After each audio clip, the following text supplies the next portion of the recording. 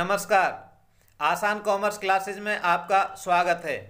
आज हम करेंगे 12th क्लास के बिजनेस स्टडी का चैप्टर 11 यानी मार्केटिंग। मार्केटिंग के 8th पार्ट में आज हम सेल्स प्रमोशन और पब्लिसिटी को करेंगे।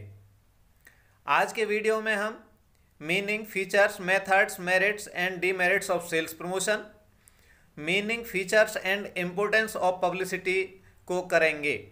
तो चलिए शुरुआत करते हैं मीनिंग ऑफ सेल्स प्रमोशन से। पहले हम सेल्स प्रमोशन को देखते हैं। सेल्स प्रमोशन को हम इस तरीके से यहाँ पर परिभाषित कर सकते हैं कि it refer to short term incentives. Sales promotion का जो अर्थ है वो एक शॉर्ट टर्म इंसेंटिव से होता है कि ऐसा नहीं कि लॉन्ग टाइम तक सेल्स प्रमोशन हमारी नहीं चलती है। सेल्स प्रमोशन क्या है कि छोटे छोटे समय के लिए कुछ इंसेंटिव्स दिए जाते हैं which are designed to encourage the buyers to make immediate purchase of the product or service। यानी जो कि इस तरह से डिजाइन किए जाते हैं जो कि बायर्स को उसी समय तुरंत खरीदने के लिए इनकरेज करते हैं। तो ये क्या हो गया इसका, और सिंपल शब्द में हम किस तरीके से कह सकते हैं कि सेल्स प्रमोशन एक शॉर्ट टर्म इंसेंटिव्स होते हैं जो कि ग्राहकों को सामान को तुरंत खरीदने के लिए इनकरेज करने के लिए डिज़ाइन किए जाते हैं। अब इसकी फीचर्स देखते हैं। जैसा कि हम जानते हैं कि फीचर्स है वो हमारी डेफिनेशन में से ही निकल करके आती हैं। तो सबसे पहले इसकी फीचर क्या है? Short term incentives. यानी जो सेल्स प्रमोशन है वो शॉर्ट टर्म इंसेंटिव्स होते हैं। ये लंबे समय तक नहीं चलते, बल्कि जैसे दिवाली के अवसर पर, दशहरे के अवसर पर, होली पर, नए साल पर, तो इस तरह के कुछ अवसर पर ये चीज़ हमारे शुरू किए जाते हैं। Not include advertisement, personal selling and publicity. यानी सेल्स प्रमोशन में एडवर्टीजमेंट, पर्सनल सेलिंग और पब्लिसिटी को शामिल नहीं किया जाता है। इन तीनों के अलावा जो भी हम प्रयास करते हैं अल्पकाल शॉर्ट टर्म के लिए वो हमारे सेल्स प्रमोशन कहलाते हैं। Help in increase in sale. ये सेल्स की इंक्रीज करने में मदद करते हैं। Motivate customers and distributors. ये केवल हमारे कस्टमर्स को ही मोटिवेट नहीं करते खरीदने के लिए, बल्कि जो डिस्ट्रीब्यूटर्स होते हैं, ट्रेडर्स होते हैं, रिटेलर्स होते हैं या होलसेलर्स होते हैं, उनको भी ज़्यादा से ज़्यादा चीज़ें बेचने के लिए प्रोत्साहित करते हैं, मोटिवेट करते हैं। अब नेक्स्ट इसमें पॉइंट आते हैं मेरिट ऑफ सेल्स प्रमोशन और लिमिटेशंस ऑफ सेल्स प्रमोशन। लेकिन इससे पहले हम समझ लेते हैं कि सेल्स प्रमोशन के मेथड कौन कौन से हैं। अगर मेथड हमारे पता लग जाता है तो फिर हम उनके प्लस और माइनस उनके भी नीचे आगे बाद में देख सकते हैं। तो मेथड्स में हमारे सेल्स प्रमोशन अब क्या क्या चीज़ें हैं इसमें सबसे पहले क्या शामिल करते हैं? जैसे रिबेट है, जैसे कार आती है, कार इन पे 50,000 रुपये की सीधी छूट दी जा रही है, तो ये क्या है? एक रिबेट कहलाती है। इसी तरह से डिस्काउंट है कि भाई बाटा के जो शूज़ हैं उनके ऊपर 20% का डिस्काउंट चल रहा है, रीबॉक पे 10% का डिस्काउंट चल रहा है। इस तरीके से जो डिस्काउंट है ये भी हमारे क्या है, ये सेल्स प्रमोशन का ही एक तरीका होता है। ये कुछ समय के लिए किए जाते हैं कि हमेशा लॉन्ग टर्म टाइम तक ये चीज़ नहीं चलती हैं। रिफंड, अब जैसे कि कोई अभी खाली रैपर दिखा दीजिए और इतने 5 रुपये के इस पर रिफंड मिल जाएगा। एक टूथपेस्ट है और वो कर सकते हैं भाई कोलगेट का टूथपेस्ट आप लाओगे, खाली रैपर है इसका लेकर के आओगे तो आपको 5 रुपये इसके वापस मिल जाएंगे, छूट मिल जाएगी। तो ये उसमें रिफंड कहलाता है जिसमें पैसे में कुछ कमी कर दी जाती है। एक है प्रोडक्ट कम्बिनेशन। अब जैसे किसी सामान के साथ में एक दूसरा सामान फ्री दे दिया जाता है, जैसे वॉशिंग पाउडर के साथ में एक जग फ्री दे दिया जाए, तो ये क्या है कि एक प्रोडक्ट के साथ में दूसरा प्रोडक्ट कम्बिनेशन किया जाता है। नेक्स्ट आता है इसमें क्वांटिटी गिफ्ट। अब कुछ समय के लिए 20% सामान इसमें एक्स्ट्रा जोड़ दिया जाता है तो उसकी क्वांटिटी बढ़ा दी जाती है।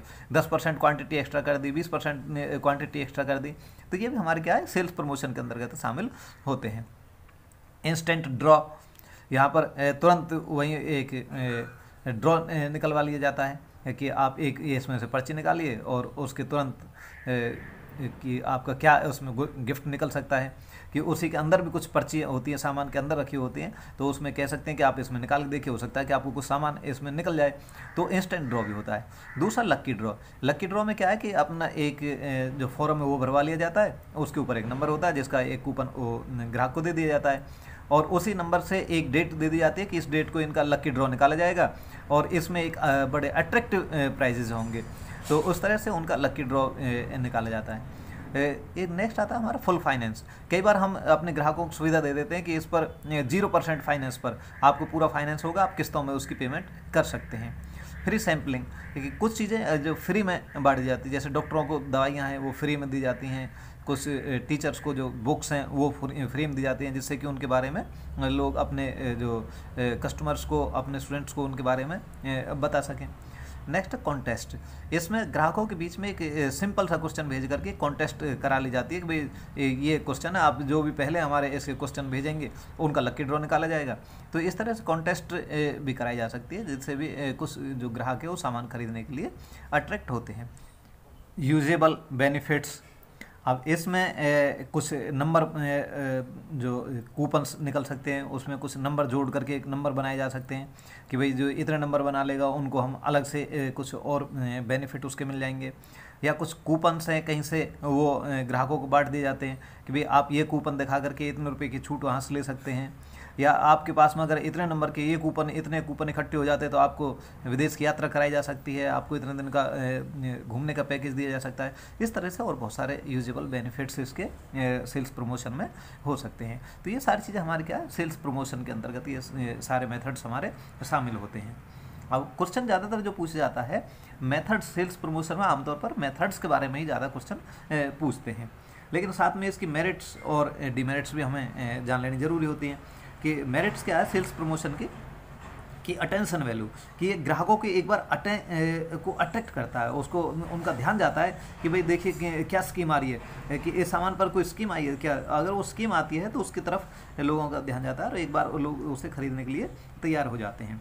Useful in new product launch, अगर कोई नया प्रोडक्ट लॉन्च होता है तो आदमी की एक स्वभाव होता है कि वो पुराना जो सामान पहले से इस्तेमाल करता रहता है वो ही खरीदता है, लेकिन अगर उसके साथ में कोई गिफ्ट मिल रहा होता है तो वो नया सामान भी खरीद लेता है। फिर उसे पता लगता है कि भाई हाँ ये सामान अच्छा है, तो फिर बाद में वो बिना गिफ्ट के भी उस सामान को कई बार खरीदना शुरू कर देता है।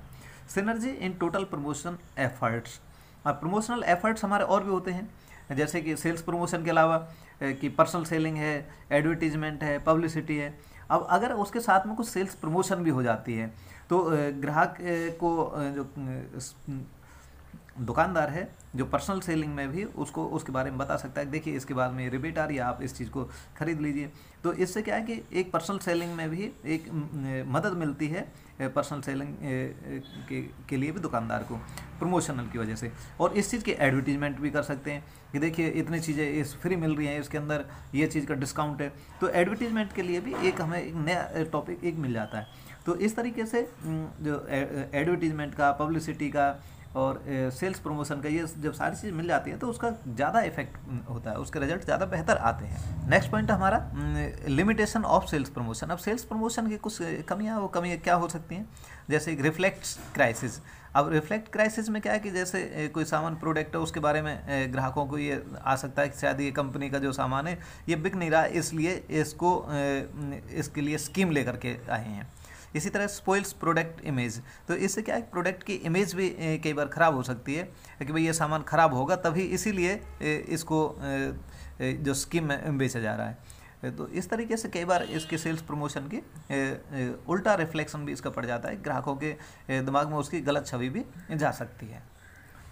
नेक्स्ट आता है हमारा पब्लिसिटी। पब्लिसिटी को हम इस तरीके से डिफाइन कर सकते हैं, it refer to the non personal presentation of ideas. इसमें देखिए जो सबसे ज़्यादा इंपॉर्टेंट चीज़ क्या है कि नॉन पेड है, कि ये non paid non personal presentation of ideas, goods and services through a mass media in the form of news item. जब बिना किसी पैसे के एक नॉन पर्सनल ये एक बिना पेमेंट की नॉन पर्सनल यानी publicity non paid non personal presentation है, जो कि एक मास मीडिया के द्वारा अपने न्यूज़ आइटम के द्वारा दी जाती है। तो पब्लिसिटी में कोई पेमेंट नहीं की जाती। अगर यहाँ पर पेमेंट करके कोई किसी न्यूज़पेपर में कोई बात कही जाती है तो वो हमारी एडवर्टीजमेंट कहलाती है। और जब बिना पेमेंट के मास मीडिया के जो मालिक होते हैं, मीडिया घराने जो होते हैं, अखबार वाले हों या मैगजीन वाले हों या टीवी वाले हों, कोई उनकी उसके ऊपर कोई समाचार में जब किस चीज़ के बारे में जानकारी दी जाती है तो वो हमारी पब्लिसिटी कहलाती है। तो ये ध्यान रखें कि ये क्या है कि न्यूज़ आइटम के रूप में होती है। अब इसके फीचर्स क्या हैं, नॉन पेड फॉर्म, यानी पब्लिसिटी में कोई पेमेंट नहीं की जाती, ये एक फ्री की होती है।